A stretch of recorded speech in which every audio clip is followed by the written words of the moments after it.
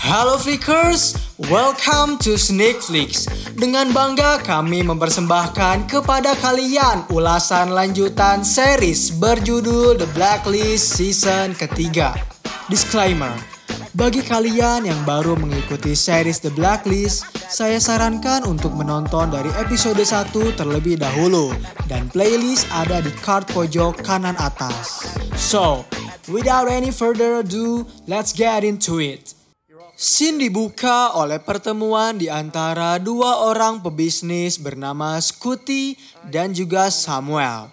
Secara tegas, Samuel menolak tawaran yang Scotty coba berikan kepadanya karena ia adalah COO dari perusahaan multinasional dan tak mungkin bisa melibatkan jasa prajurit bayaran bersenjata.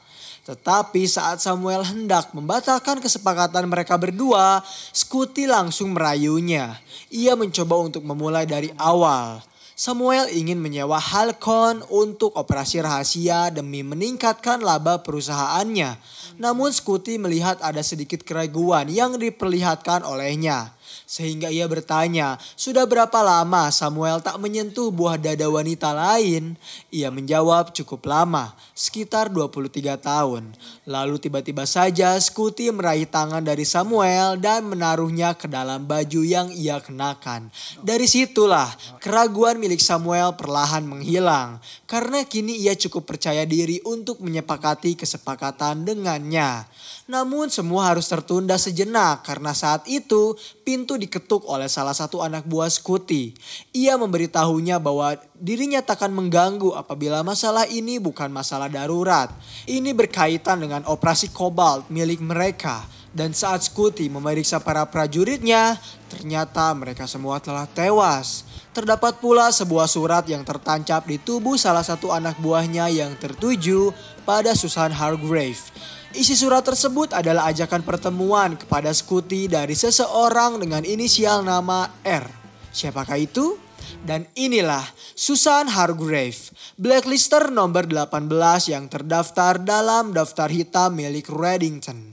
Lalu Sin bergerak ke lokasi hitam. Saat itu Ara memberitahu rekan-rekannya bahwa wanita yang mereka temukan bertemu dengan Cynthia Panabaker adalah Susan Scott Hargrave. Ia mendapatkan nama tersebut di saat Reddington menghampirinya di apartemen miliknya saat ia sedang memakan es krim. Susan dan suaminya yang bernama Howard memiliki perusahaan yang bernama Helicons Aegis. Mereka menyediakan jasa di bidang keamanan. Menurut informasi yang Reddington berikan, mereka adalah badan intelijen militer swasta yang menghususkan diri dalam operasi rumit atau tidak benar bagi orang-orang lain. Seperti bekerja dengan Israel untuk menyabotase program nuklir Iran atau bernegosiasi dengan teroris untuk pembebasan sandera yang melanggar kebijakan asing Amerika Serikat. Ketika perbincangan sedang hangat, Tom tiba-tiba datang dan berkata jika mereka mungkin saja memiliki misi khusus untuk menculik seorang agen FBI di saat pernikahannya berlangsung. Semua orang terkejut melihat Tom datang ke lokasi hitam begitu saja. Cooper mencoba menjelaskan bahwa ialah yang menuntun Tom untuk datang kemari karena ketika penasihat Gedung Putih melarangnya untuk mencari tahu tentang Helicons, ia menyuruh Tom untuk mengikuti Scotty dan menemukan fakta bahwa dirinya bertemu dengan Cynthia Panabaker. Mungkin saja saat itu Scotty diberi kabar bahwa FBI telah menyelidikinya. Namun Cooper menegaskan bahwa mereka telah bisa cukup mendapatkan surat perintah penangkapan untuk mencarinya. Meskipun hingga saat ini mereka belum dapat memastikan apa motif Helicons mencoba mengincar Elizabeth Keene. Terlebih Benjamin Stadler yang sempat mereka interogasi menghilang begitu saja. Meskipun begitu, asisten darinya yang bernama Amanda Bigelow bisa menjadi petunjuk bagi mereka. Apabila Stadler bisa menuntun mereka kepada Scotty, maka Amanda juga bisa menuntun mereka kepada Stadler kembali. Dan mereka bisa mencoba mendapat informasi tanpa Amanda ketahui dengan seseorang yang harus mendekatinya. Dan orang itu ialah Tom. Lalu scene bergerak pada pertemuan di antara Reddington dengan Laurel. Di momen itu Reddington menjelaskan bahwa Elizabeth Keen telah meninggal dunia. Salah satu anggota kabal yang bernama Matthias Solomon telah memimpin sebuah pasukan untuk menyerangnya di hari pernikahannya. Semua ini adalah ulah dari Laurel. Dalam sekejap ia juga yang membuat nama Masya Rostova mencuat ke dalam publik sehingga satu negara langsung mencarinya. Dan ia menuntut Laurel untuk memberikan Matthews dan juga Scotty Hargrave. Laurel memberitahu Reddington bahwa ia sangat membenci Halikens. Ia juga tak bisa melakukan sesuatu atas kehendaknya karena ia tak memiliki kewenangan untuk hal itu. Reddington tahu Dewan Keamanan Nasional diajarkan untuk melakukan sesuatu yang mereka mau. Bahkan mereka bisa menasehati presiden sekaligus melindunginya. Sehingga ia tak peduli apa yang Laurel katakan tentang kewenangan tersebut.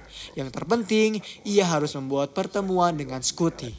Kembali ke lokasi hitam. Aram telah menemukan informasi dari Amanda Bigelow yang memiliki kebiasaan membawa laptop ke sebuah kafe untuk mengerjakan pekerjaannya. Dan tugas dari Tom hanyalah mencoba untuk berada di dekatnya karena perangkat pengendus nirkabel yang Aram telah berikan kepadanya akan mencoba untuk menjangkau setiap data yang berada di dalam laptop milik Amanda. Akhirnya Tom mencoba trik pertama, namun sayang sekali gagal karena Aram masih belum bisa menangkap sinyal yang laptop Amanda keluarkan. Lalu ia mencoba kembali mendekat dan sinyal itu masih belum bisa tertangkap sehingga Aram menyuruh Tom untuk segera pergi membatalkan misinya dan mereka harus merancang rencana B. Tetapi saat Tom hendak pergi dari kafe tersebut, Amanda tiba-tiba memanggilnya. Ia menyuruh Tom untuk duduk di sebelahnya karena ia tahu cukup sulit mencari tempat duduk yang mendapat ventilasi udara yang cukup bagus. Tom beralasan ia harus segera pergi ke kantornya kembali dan lebih memilih mengajak Amanda berkenalan. Kini Tom menggunakan nama Reggie dalam penyamarannya. Di satu sisi, akhirnya permintaan Reddington dikabulkan oleh Laurel yang mengajak salah satu staf dari Halikens yang bernama Brad untuk bertemu. Awalnya tak ada kecurigaan dari Brad terhadap ajakan tersebut, meskipun tempat pertemuan mereka cukup tak formal. Namun saat Brad hendak pergi karena mengira Laurel tak membicarakan keinginannya, Reddington datang untuk memberitahu bahwa ialah yang sebenarnya mengundang Brad untuk kemari. Kemudian Brad beralasan apabila ini semua tentang kematian Keen, ia tak memiliki kaitannya dengan semua ini. Memang Reddington tak menyalahkan Brad, tetapi ia ingin Brad mempertemukannya dengan Scotty. Brad kembali menjelaskan bahwa ada banyak orang yang jauh lebih penting yang harus Scotty khawatirkan daripada dirinya. Karena merasa tak berguna, Reddington dengan terpaksa menembaknya hingga ia tewas. Sementara itu, Scotty dan Harper yang sedang merencanakan operasi terbaru mereka untuk menggulingkan sebuah kapal minyak tiba-tiba kembali mendapat informasi dari anak buahnya yang memberitahu bahwa Brad Clark baru saja tewas meninggalkan sebuah surat dari Reddington. Isinya masih sama, yaitu mengajak Scotty untuk bertemu. Anak buahnya bertanya apa yang akan Scotty lakukan.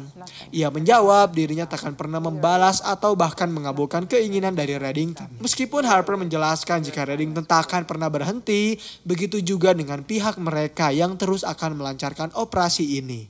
Di lokasi hitam, Cooper mencoba untuk berkomunikasi dengan senator terkait terbunuhnya salah satu agen FBI oleh Matthews Solomon yang bekerja kepada sebuah perusahaan bernama Halikens yang dipimpin oleh Susan Hargrave. Namun ternyata senator tak mau mempercayai perkataan Cooper.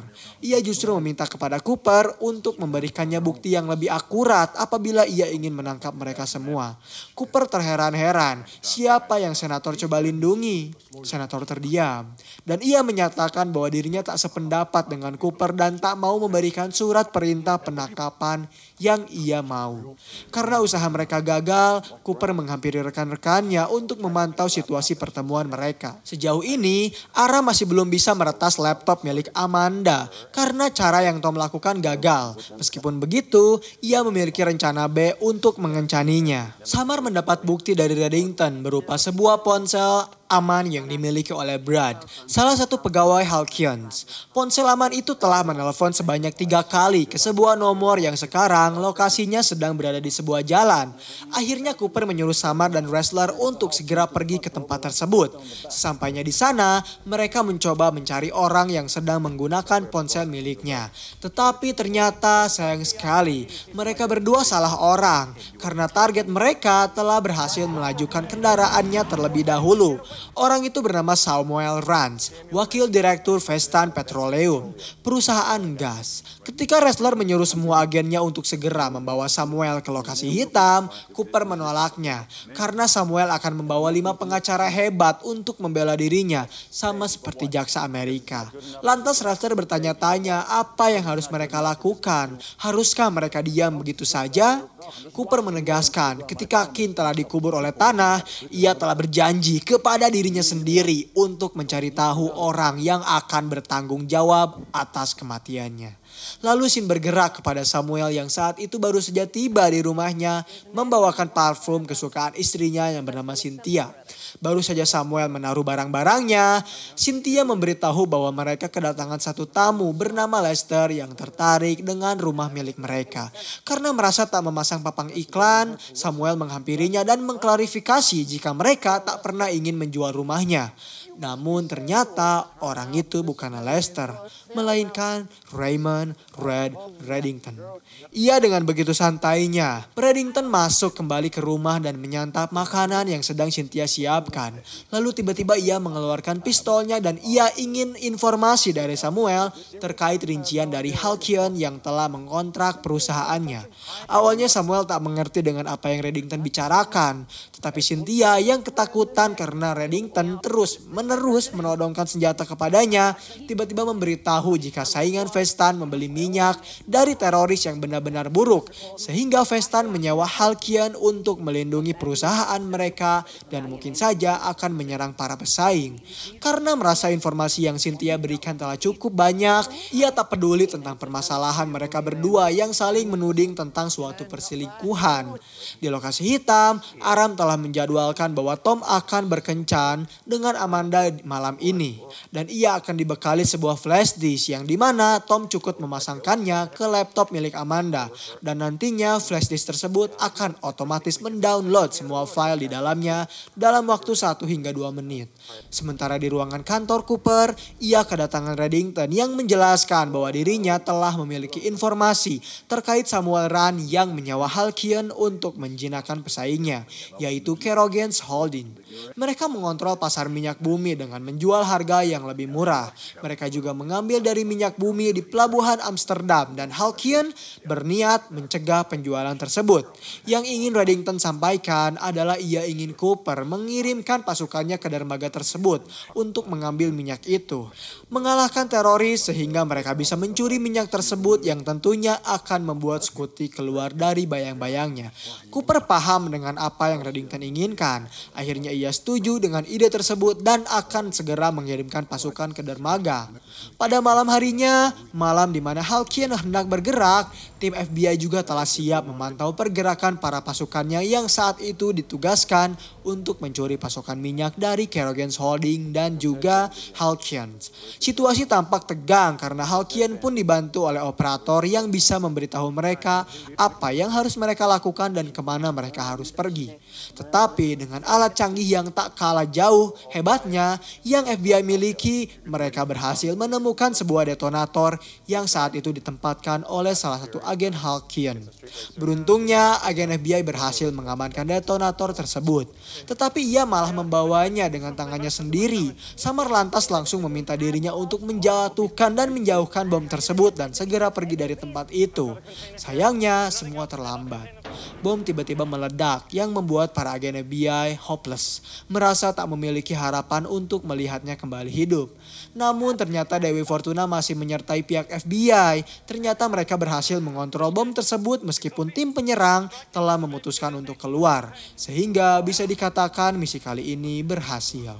Lalu Sin bergerak kepada Tom yang sedang menjalankan tugasnya, yaitu berkencan bersama Amanda. Di apartemen miliknya, mereka berdua mulai berbincang terkait rahasia yang mereka miliki masing-masing. Saat itu Tom mengaku dirinya telah menikah, tetapi istrinya tewas sehingga membuat ia takut serta menutup dirinya sendiri untuk bertemu atau bahkan berbincang bersama seorang wanita.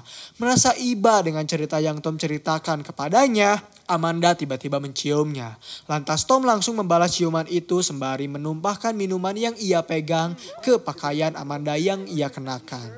Karena basah, Tom meminta maaf kepada Amanda. Ia tak sengaja menumpahkan minuman tersebut. Amanda terlihat tampak tenang dan tak masalah dengan hal itu. Ia lalu mengganti pakaiannya dan disinilah Tom beraksi. Ia langsung memasangkan flash disk yang telah Aram berikan kepadanya untuk ia pasangkan ke laptop milik Amanda. Tak lama kemudian Amanda kembali dan ia ingin melanjutkan momen mereka berdua. Namun karena saat itu proses pentransferan data telah selesai dan Tom juga telah mencabut kembali flash disk miliknya, ia meminta maaf karena tak bisa melanjutkan hal ini dengan alasan dirinya masih memikirkan mendiang istrinya. Amanda memaklumi hal itu karena ia juga merasa mereka berdua terlalu cepat untuk melakukannya. Lalu Tom langsung kembali ke lokasi hitam untuk melaporkan hasilnya kepada Aram. Saat itu Aram ternyata penasaran dengan apa yang Tom lakukan sehingga ia berhasil mendapatkan file tersebut. Tom tahu apa yang Aram pikirkan, tetapi ia tak melakukan hal itu karena ia masih mencintai Kin meskipun ia telah tewas. Di satu sisi, Reddington akhirnya berhasil melakukan kontak dengan Scotty. Saat itu Scotty menyanjung Reddington karena telah menjauhkan kliennya. Kini ia bertanya apa yang Reddington ingin bicarakan dengannya. Reddington menjawab, kematian Elizabeth Kin. Scotty menjelaskan bahwa itu adalah sebuah tragedi. Kin seorang wanita yang cukup tangguh yang membuat mereka harus mengerahkan kekuatan yang cukup banyak untuk menangkapnya. Namun sayang sekali, Scotty tak mau mengakui bahwa mereka lah yang telah membunuh Elizabeth Kin. Lalu Reddington mengajaknya untuk bertemu. Ia ingin langsung berbincang dengannya. Akhirnya Scotty setuju. Ia ingin bertemu dengan Reddington di bandara BWI di sebuah ruangan eksekutif yang berplat F. Reddington menjelaskan jika ia tak bisa pergi ke bandara internasional karena di sana ia pasti ditangkap oleh para penjaga yang selalu mengganggunya serta beberapa tes keamanan yang pasti akan mengidentifikasi identitasnya. Karena itulah Scotty merasa aman. Apabila Reddington sangat ingin menemuinya, maka Reddington pasti akan mencari cara. Kembali ke lokasi hitam, ketika Aram dan Tom sedang menunggu hasil dari pelacakan mereka, Tom tiba-tiba berkata jika Aram seharusnya berkata jujur tentang Samar. Awalnya Aram malu-malu karena tak ada yang tahu secara pasti bagaimana perasaannya terhadap Samar. Tom menjelaskan bahwa mereka semua berada di sini karena Reddington dan sebelum semua satgas ini berakhir, Aram harus menyatakan perasaannya. Lalu tiba-tiba saja telepon berdering. Amanda berhasil menyambungkan telepon kepada Stadler yang ternyata berasal dari Scotty. Saat itu Stadler cukup memuji keberadaan dari Scotty yang mencoba untuk meneleponnya lagi setelah ia gagal melakukan tugasnya untuk menculik dan membunuh Elizabeth Kin, lalu justru membunuh orangnya. Dan kini atasannya yang ingin Kin terbunuh malah berpindah haluan kepada target lain, yaitu Scotty dirinya sendiri. Meskipun begitu, Stadler tetap akan mendengarkan perkataannya. Scotty mencoba menjelaskan bahwa Raymond Reddington adalah orang yang menurut pengetahuan dirinya sangat ingin dibunuh oleh Stadler dan juga atasannya. Apabila ia berhasil membunuh orang itu, mungkin saja hal tersebut akan membuat pertemanan perusahaan mereka berdua kembali baik-baik saja. Stadler tak percaya dengan hal itu karena tak ada yang tahu secara pasti di mana keberadaan dari Reddington. Kebetulan saat ini Scotty menjelaskan bahwa ia akan bertemu dengannya di suatu bandara. Akhirnya Stadler meminta Scotty untuk membawakan kepala Reddington kepadanya dengan kesepakatan perdamaian. Mendengar informasi tersebut membuat Tom dan Aram terkejut. Ketika Reddington sedang berada di dalam perjalanan menuju bandara, ia ditelepon oleh Tom yang memberitahunya bahwa ini semua adalah jebakan. Ia akan dibunuh karena Scotty telah melakukan kesepakatan dengan Stadler untuk membawakan kepala dirinya kepadanya. Reddington mengerti dan ia berterima kasih kepada Tom karena telah memberikan informasi tersebut. Dan ia tak peduli dengan rencana itu. Ia meminta kepada Dembe untuk tetap mengantarkannya ke bandara. Setibanya di bandara, Reddington tahu ia adalah buronan dan tak mungkin dapat berhasil lolos dari pemeriksaan seluruh alat yang berada di bandara. Namun Namun dengan kecerdikan yang ia miliki, Reddington menggunakan kacamata dengan minus yang cukup besar sehingga pemeriksaan retina padanya dianggap berhasil. Dengan begitu, Reddington bisa masuk ke dalam bandara dan langsung mencari keberadaan dari Scotty yang ternyata saat itu memang hendak menjebak Reddington. Ia terlebih dahulu menelpon pihak 911 dan saat Reddington tiba, pihak kepolisian keamanan bandara langsung terlebih dahulu datang untuk menangkapnya. Reddington tak bisa melakukan apa-apa, ia hanya bisa menyerahkan dirinya sendiri dan melihat Scotty yang perlahan pergi begitu saja. Ketika hendak membawakan Reddington kepada kapten mereka, kedua polisi itu sangat yakin jika mereka akan segera mendapatkan medali karena telah menangkap seorang buronan. Tetapi ternyata salah satu polisi itu telah disewa oleh Reddington untuk menyelakai rekannya sendiri. Kemudian polisi itu mengantar Reddington ke tempat di mana Scotty berada. Namun saat polisi itu tiba di basement, Dembe tiba-tiba datang dan memintanya untuk menyerahkan dirinya sendiri. Reddington mencoba menjelaskan bahwa ia akan melakukan tangkapan ganda dan polisi itu hanyalah salah satu dari tangkapan tersebut. Lantas polisi itu langsung diminta untuk mengendarai sebuah mobil ke tempat di mana Scotty dan rekan-rekannya berada. Awalnya mereka tak mencurigai sama sekali karena mereka mengira itu adalah kliennya. Dan ketika mereka lengah, duo maut yaitu Buzz dan Dembe tiba-tiba keluar dari mobil, menembaki mereka semua hingga hanya menyisakan Scotty seorang diri. Ketika Scotty berhasil tertangkap basah, Reddington datang dengan gaya candid dramatis, menunggu rolling door yang sangat lambat dan membuatnya cukup kesal.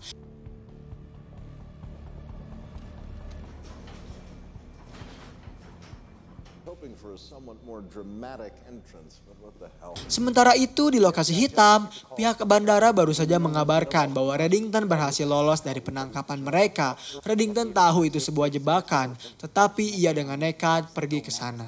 Kembali kepada Reddington yang telah menawan Scotty. Karena tak mau berbasa-basi dengannya, Reddington hanya ingin tahu siapa orang yang telah menyewa Scotty untuk membunuh Elizabeth Kane. Awalnya Scotty tak mau berbicara dan tak mau menjelaskan apa dan siapa orang yang telah menyewanya, sehingga Reddington memberikan ia sedikit shock terapi ancaman dengan langsung menembak bahu pinggirnya. Setelah itu barulah ia menjelaskan bahwa dirinya disewa bukan untuk membunuh, melainkan untuk menculik Elizabeth Kane. Kane tewas bukan karena salahnya, tetapi karena ia melahirkan. Dan orang yang telah menyewanya adalah seorang pria bernama Alexander Kirks. Di tempat yang lain di bandara yang sama, Restler dan yang lainnya telah berhasil menemukan fakta bahwa penjaga yang menangkap Reddington tak sadarkan diri setelah ia dihajar. Di sini Cooper merasa aneh. Ia berpikir jika Reddington mungkin saja tak mau membagikan segala sesuatu kepada mereka berlebihan. Terlebih tentang peti mati berisi minyak yang telah dikemas. Sementara itu, Reddington yang telah mendapatkan amar tersebut tahu dirinya. Maka dari itu ia juga tahu Kirk pasti akan segera membunuh Scotty karena telah gagal dalam menjalankan tugasnya. Beruntung saat itu Reddington telah menemukannya sehingga mereka berdua akan melakukan sedikit adegan ranjang karena Reddington tak memiliki niat untuk membunuhnya. Dan episode 21 di season 3 pun berakhir di sini. Terima kasih telah menonton video pembahasan series dari The Blacklist. Bagaimana tanggapan kalian?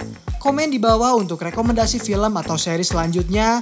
Klik tombol subscribe untuk mengikuti perkembangan channel ini dan klik tombol like jika kalian menyukai pembahasan kami. Dan sampai berjumpa kembali di episode selanjutnya.